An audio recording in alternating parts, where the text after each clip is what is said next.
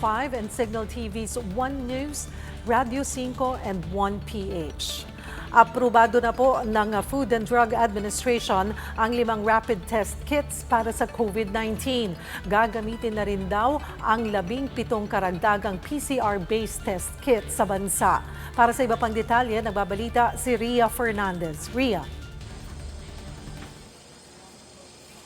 Cheryl, binigyan na ng basbas ng Food and Drug Administration ang 5 rapid test kits para magamit ng publiko sa laban natin kontra COVID-19. Ayon kay FDA Director General Eric Domingo, partikular nilang inaprubahan yung mga point-of-care test kit mula sa mga bansang may maaasahang regulatory agencies. Kabilang daw dyan ang China at Singapore. Git ni Domingo, tanging mga trained health professional lamang ang maaaring magsagawa nito. Paglilinaw pa ni Domingo, kailangan pa rin dumaan sa polymerase chain reaction o PCR-based confirmatory test ang magiging resulta ng rapid test. Antibodies lang daw kasi ang kayang i-detect ng nasabing test kits.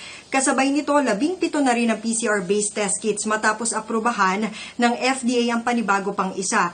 Panawagan ngayon ng FDA sa DOH, dagdagan pa ang bilang ng mga laboratoryong may kakayahang magsagawa ng confirmatory test. Cheryl? Ria, paano yung magiging distribution ng bagong test kits? Makakatanggap ba ang lahat ng LGUs?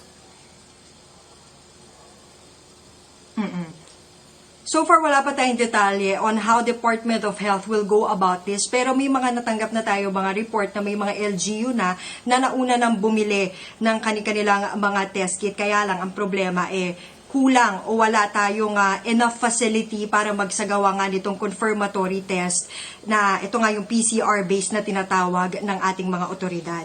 Meron ba binigay na terms and conditions ang FDA para sa government agencies, LGUs, private firms na gustong magsagawa ng sarili nilang rapid tests? So kahit may go signal na ng FDA yung paggamit doon sa at least 5 rapid test kits mula China at Singapore, ang nais pa rin ng FDA sa ating mga LGU ay maging maingat sa paggamit nito at siguraduhin na may supervision ng trained health professionals. Ano yung pagkakaiba, Ria, nung rapid tests at PCR-based tests in terms of nakukuhang resulta o detalye mula sa mga individuals? Sa rapid test kits kasi, antibodies lang yun na detect niya. Itong antibodies na bibildo ng katawan natin kapag may sakit tayo. Halimbawa, nakakuha tayo ng isang virus o halimbawa, bacteria. Ngayon naman, itong PCR-based na test kits, ang hinahanap niya talaga yung mismong virus. So, yun yung difference niya Kasi pwede kang mag-build ng antibodies sa katawan without necessarily contracting COVID-19. Whereas kapag PCR-based test kits daw, sigurado na yung virus na madedetect ay COVID-19 talaga. So we're saying na hindi pwede gamitin independently yung rapid test kits. Kailangan pa rin ng confirmatory test sa paggagamitan ng PCR-based kits. Yes, tama ka dyan. Sabi ni Domingo kanina kasi maaari pa rin makakuha ng false negative or false positive na resulta mula dito sa rapid test kits. Alright, maraming salamat for that update, Ria Fernandez. Health Secretary Francisco Duque III says DOH is set to launch 30 new testing centers nationwide. In a phone interview this morning, the health chief says the additional centers will boost the country's testing capacity from 300 to 1,000 daily. He adds more test kits are arriving from other countries like China and Singapore, with some already undergoing validation. Duque notes that the growing availability of test kits and testing centers is seen to high COVID-19 figures in the coming days.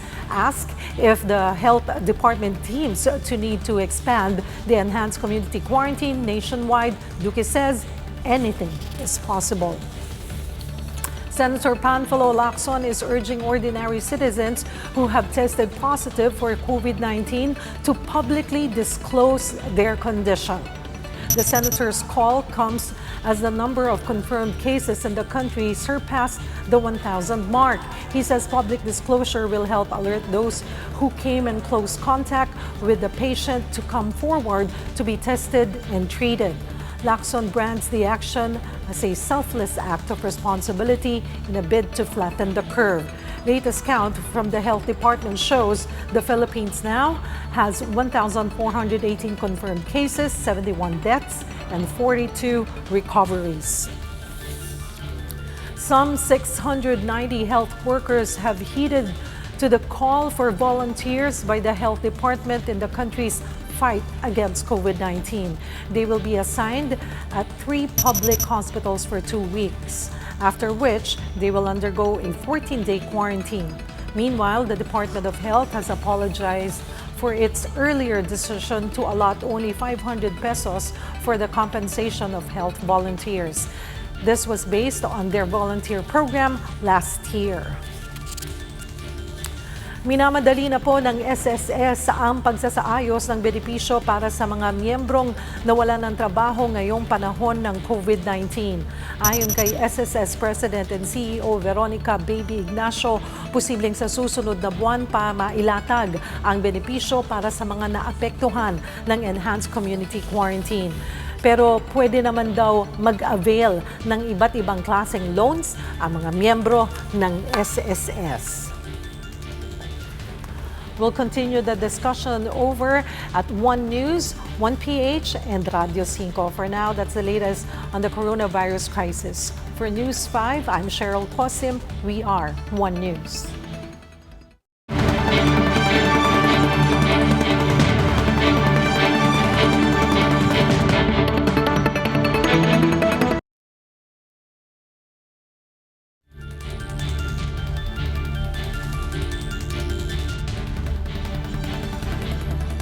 One, two, three.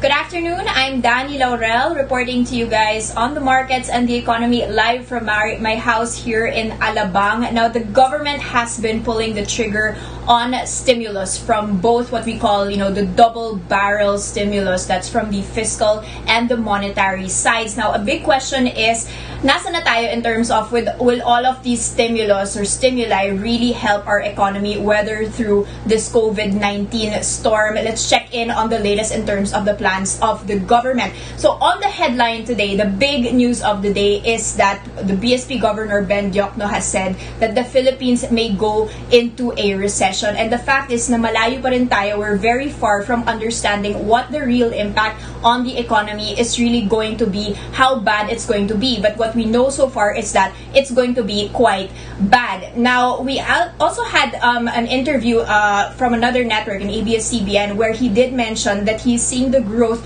for 2020, the GDP growth of the Philippines standing at 1%. That is a hefty drop from what we've seen. Last year we were at 5.9%, and that put to end many quarters of above 6% growth, and that's very, very far from the government's target range, which was already lowered to 6.5% to 7.5%. So that's a staggering thing. What he is saying that he's expecting right now is, how is this going to play out? In the first quarter, he's looking at a 3% growth per yen. So we might actually still be seeing growth in the first quarter. We're really going to be feeling the pain when it comes to the second quarter and the third quarters of this year. He's saying we're going to be contracting as an economy, having negative growth in those 2 quarters, followed by hopefully a rebound in the fourth quarter. Now, what is a recession in technical terms? That means when you are contracting for 2 consecutive quarters at least. And note that in the global sense, we are actually in a recession na. So globally, recession na in the Philippines, hindi pa tayo nandun, but this is what might actually happen as well. Now, you've got the IMF's managing director, Kristalina Georgieva. She said it's clear already right now this is at least as bad as 2009, but could be worse. So this is what she is saying. Now, when NEDA Chief Ernie Pernia was asked about these figures of the Central Bank Governor Ben Duque, he said, this sounds just about right. He had earlier even expected, a lower range pa nga in terms of the worst case. He said we could be contracting by 0.6%, and the highest growth he's seeing this year is 4.3%. Now, what are we really afraid of when it comes to our economy and how we're gonna handle this? The first is the massive job losses that this would entail, and the range na naman is so huge because we don't really know, how this is really gonna play out. It is from 116,000 jobs lost to as much as 1.8 million jobs that might be lost here. And depending on, what really happens, the estimated losses on our GDP is from 430 billion pesos up to a hefty 1.36 trillion. So it's really very worrying. Now, everyone's question is, what is the government doing? Now, we've reported this several times on the monetary side. So the plans of the central bank and how they're going to be using all the money that they have there. They've done several things. They've eased bank rules. They cut the benchmark rate, so made it cheaper for corporates and people to just get debt. It's now at 3.25%. You'll see that rolling on your screens. They also gave some money to the government basically. So they're lending them short-term 300 billion pesos in liquidity, and they've also cut the triple R cut. In fact, Ben Diokno is saying that he could cut this to 10% by the year end. So that's already a lot of liquidity. But he says they've done a lot on the monetary front, but fiscal has to do more. So the government needs to roll out more fiscal stimulus using, our taxpayer money and using this to fund an economic recovery. What have they announced so far? You're going to be seeing that on your screens, the fiscal stimulus and aid. They've already approved and President Duterte had requested for that a 275 billion funds realignment from our 2020 budget. He's also released 27.1 billion pesos of funds, and that's directly going to be going to not just the frontliners but also the job losses and economic relief. They've also asked for support from the ADB. Now, the ADB has now committed to fast-tracking loans, more than $1 billion worth of loans. Of course, we need to pay back all of these loans. In terms of grants, so just money that they're giving us that we don't necessarily have to pay back, that's around $5 million. So that's in addition to an emergency fund that they've already given us of $3 million. So the ADB actually helping us in this front. Where is this money of the ADB going to go? Well, a lot are actually going to go to the 4Ps program. So they're going to help the poorest of the poor, and also a lot of the loans will be going into improving a technical approval of our healthcare system, including just buying better PPEs for our medical staff here. So again, they've already sent $3 million for specifically buying the medical supplies and diagnostic materials. Now, where is the money going in terms of how DOLE or the Department of Labor is actually, pushing and helping the workers that have lost their jobs or are at risk of losing their jobs? Well, the DOLE assistance is right now standing at 1.3 billion pesos. That's for 250,000 workers. And then they've got an emergency employment program. So that's around 180 million pesos for 18,000 displaced workers, in addition, of course, to what the government has said. Big question on everyone's minds, is this enough? Analysts are saying not enough. So basically, you've got Alvin Ang from the Ateneo de Manila University says, understandable, DOLE is on the right track, but they need more resources. You've got the ANP's Mr. Sid Terosa. He says that the government's stimulus package for workers may not be sufficient. Why is that? He says that, if the GDP will fall by as much as 1 percentage point, we're going to be losing directly 30,000 to 50,000 jobs, whereas the stimulus package would only create up to 17,000 jobs. So you're not going to be creating the same amount of jobs we might be losing. And in a really bad scenario, apart from losing jobs, we are not able to create more jobs. So that's the main reason there. It's not enough, not because we're losing jobs, but also on the fact that people, are entering the labor force and they need some more jobs. So again, economists saying the measures of the government not enough, a lot of pressure even from Central Bank Governor Ben Diokno to speed up this fiscal program. Now, moving on to markets, how is all of this affecting our sentiment? You're going to be seeing on your screens here, screenshots or graphics of how we have performed, and I just wanted to check in on our performance today. Not very good. This Monday morning, we are at 5131.16. So that is actually a hefty drop of 2 6/10%. And this follows a lot of optimism that we had na last week. I mean, Friday, we were closing in the red as well. But on a weekly basis, we had actually climbed 10%. And that was the most we've seen since 2009. Before, last week, we actually had 4 straight weeks of decline. So it seemed that all of these stimulus programs were already helping us perform better, but as it stands, this today is proof that there's still a lot of risks on the table. Very quick check on your sectors here and who is still pulling their weight. Not a lot, really. 5 out of 6 in the red. The most heavily hit are the financials, actually down by 3 6/10%. But heavy losses as well, even in the property space. Holding firms, only mining and oil sitting out that sell-off, and that is in the green, up by 1%. And just very quick touch on your leaders and laggards for the day.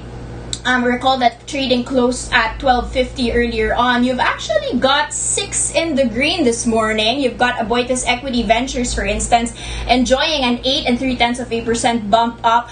A couple of other retailers, for instance, Robinson's Retail is also up by more than 8%. And you've got, on the other hand, Pure Gold, which is one that actually some traders like a lot because they're benefiting from the fact that they're still open right now. That, however, has slid by 7 7/10%. Metro Pacific, another laggard today, that was down by the same amount as Pure Gold, even as they had announced that they're creating actually a COVID unit for their hospital. So what is the outlook on the markets? Well, AAA's Chris Mangan said investors well received the policy actions last week, and that spurred a bit of optimism there. But he says it's still very risky. There's a lot of volatility because investors are so mixed. Some refuse to agree that it is a crisis. Some are saying this is a massive dip that can be turned into an opportunity, and some see it as worse than ever, and that economies are at stake. So there's still this divergence according to Chris Mangon. You've also got BDO CIO Fritz Ocampo saying that we could actually reach levels that may technically qualify as a bull market, so people might be buying in, but still we have not. It's very hard to say, according to him, whether we've already hit rock bottom, and he does like the telecom stocks and those that stand to benefit in this, such as Pure Gold, albeit it wasn't really performing well today. Now, just one news that I wanted to break here before I go. That is Cebu Pacific. I mean, this has been a stock that has been battered together with Philippine Airlines. They've had to close shop earlier on. And you're going to be, they've actually just announced that their 2019 profit rose to 9.12 billion pesos. So that is a hefty gain, 132% gain from the 3.9 billion pesos. That's on the back of revenues inching up by more than 10 billion pesos. I just want to take a very quick peek on how that stock performed today. It actually hit a high of up by 7% earlier on this morning. So just very quick peek because my terminal is taking a while. But Cebu Pacific theoretically should be one of our non-index stocks that have performed. There you have it. It's 46 pesos and 50 centavos. That's up by more than 7%. So that's the first look into the business day this Monday, March 30, 2020. Thank you for watching. I'm Danny Laurel, and we are One News.